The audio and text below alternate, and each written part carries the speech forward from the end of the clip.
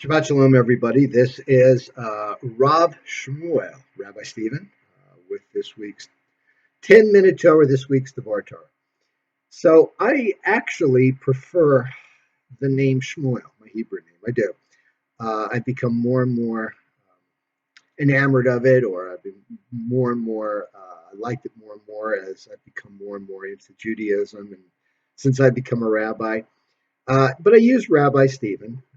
Some people feel that Rav Shmuel sounds a little too orthodox, a little too much, whereas Rabbi Stephen, modern rabbi, it kind of goes in with the whole adapting to modern times and being a little bit more liberal in applying Judaism to our daily world, our daily life.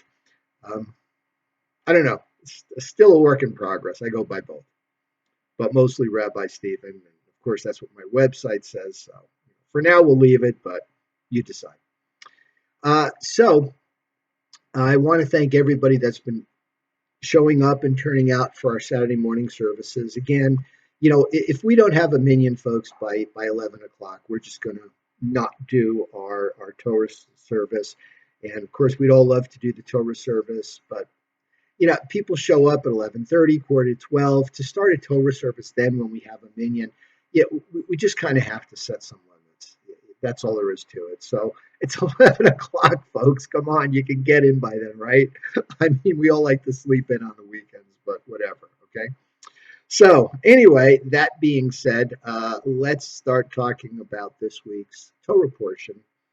And it's the Art Scroll Chumash calls it Shelach. And the Sansino, the one we use at the synagogue, the conservative Chumash, the book, the Torah, calls it Shelach Lecha. So the reason I talk about the different names of this particular portion and parsha is because there's some differences in the language that ancient Hebrew used. So shalach means send. Shalach lecha, send to yourself or for yourself. Okay? And ancient Hebrew, really, when you look at it, is very conceptual. Modern Hebrew, modern language, okay, is very concrete. We've got names and descriptions for every item we deal with in modern life. That's how we describe things. Ancient Hebrew didn't have as many words as, say, modern Hebrew. So the language was more conceptual. Okay, for example, the word ruach. Ruach means spirit. It also means wind. There's a connection between those concepts because, the wind is something that you can feel. You can't really see it. It's more conceptual. And the spirit is something that you can't really feel, but it's there. Or can't see. You can feel it. It's there. So the point is that God gave us the Torah. He gave us His law, and while there are very concrete levels to the various commandments, once you delve into it, you start to understand God's purpose, and that's kind of how we evolve. That's how our minds evolve. That's how our humanity evolves because we get a deeper understanding of God's intention in creating the universe. Also, remember that the Talmud, one of the big concepts is intention. When you do something, you need to intend to do it. If you're a priest and you're doing an offering, you have to intend to do the offering the way the offering has been designed to do. You can't just do it because if you don't have the intention to fulfill the commandment of that offering, then the offering really is not good, believe it or not. So intention is very key. So when God says to Moses, Shalach Lecha, take for yourself, and this is, of course, the incident of the spies. Moses had the chieftains select a man from each one of the tribes to go out and reconnoiter the land. Now, that seems kind of like a smart move. When you're doing a war or a battle, what do? You send people out, to check it out, check out the lay of the land, see what the people you're up against are like. It's kind of a way to prepare. On the other hand, there is a commentary that says, look, if I'm selling a car and you come to me and said, I'd like to buy the car, and I said, okay, and you say, well, can I take the car out for a test drive? And I say, of course, go ahead. Well, can I drive it up this hill? Yeah, absolutely, sure. Can I have a mechanic look at the car? Yes, you can have a mechanic look at the car. You can have as many mechanics look at the car as you want. It's, I'm selling it for this price. This is the way the car is. And, go ahead and check it out. And you say, well, I'll just buy it. Because the fact that you're so amenable to allowing me to look at the car and test it out, obviously you're not hiding anything. I'm just going to buy it. Same concept here. God rescued us from bondage in Egypt. He rescued at the sea when he parted it and let the children of Israel pass through and drown the Egyptians. He provided a well of water every 3 days, so we'd be hydrated out there in the wilderness. He provided manna to feed us. He gave us meat every now and then, a pillar of fire and a pillar of cloud to protect us and light up, etc., etc. Why would you, if God says take the land, everything will be fine? Why do you need to reconnoiter? Why do you need to check it out? Right? And in other words, where's the trust? God has come through all the time. Obviously God is telling the truth. He's not going to send us to certain death, right? After doing all that anyway, it just doesn't make sense. It'd be one thing to say, okay, we're mapping out a strategy to take the land, go out there and let's, check the nuances, the finer details of the land.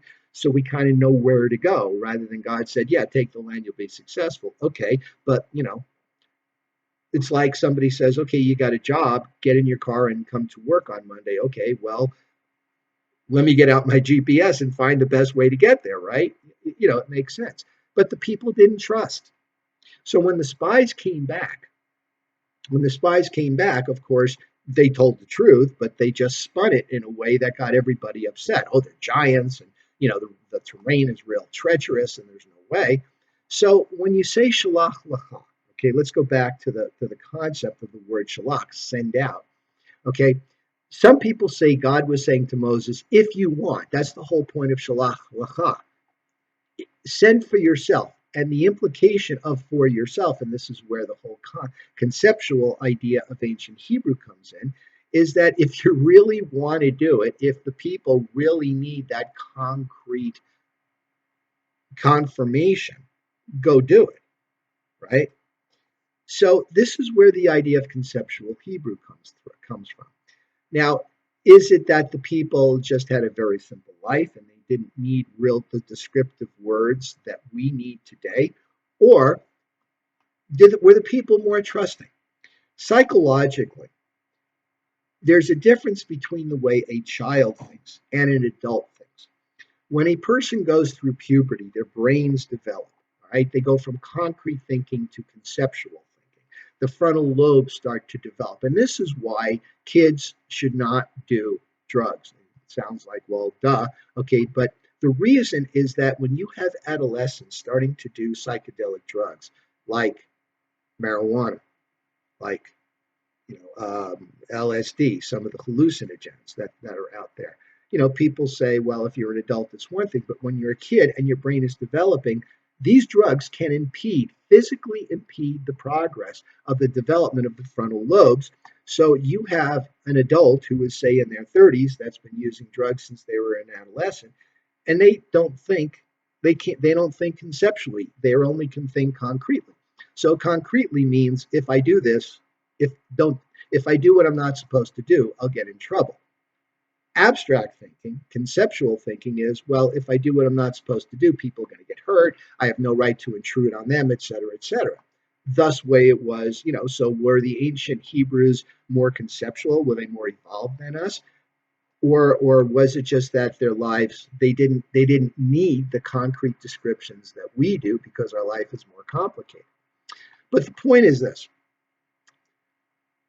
And this, by the way, is how we delve more and more into Torah. This is how we understand it, by understanding the nuances of the words. Shalach, send out, or send Shalach Lecha, send out for yourself. And isn't it interesting that the Orthodox version of the Chumash just calls the portion Shalach, which is send out, versus the conservative, which says Shalach Lecha, send for yourself. So in other words, if it's send out to really convince yourself that everything's going to be okay versus just send them out. See? So the reason I go through this a lot is because we explore the finer nuances of Torah and we see how things came about. So the point is, though, the punchline is that when the spies came back, they told a tale. I mean, they told the truth. They said, "Well, these are powerful people. They're larger than us," because they were. They were more hardy people. But Caleb and Joshua, who were loyal to Moses, loyal to Hashem, said, "It doesn't matter. So what, guys? Come on. After everything God's done for us, you really need to question the fact that we're going to be victorious." And of course, the people didn't listen to Caleb and Joshua or Moses. They listened to the spies. They panicked. And God said, "You know what? I'm done. I'm done. For every day that the spies were in the land, 40 days, you're going to spend 40 years in the wilderness." And that's what happened. So the generation had to die out that had known slavery, that hadn't known freedom, that couldn't rise to the challenge, to another generation that was born in the desert, the Sabras, as they were called in Israel, the native Israelis, and those are the people that conquer the land. Thank you for listening, and we will see you on Shabbat, and we will see you for our Torah study.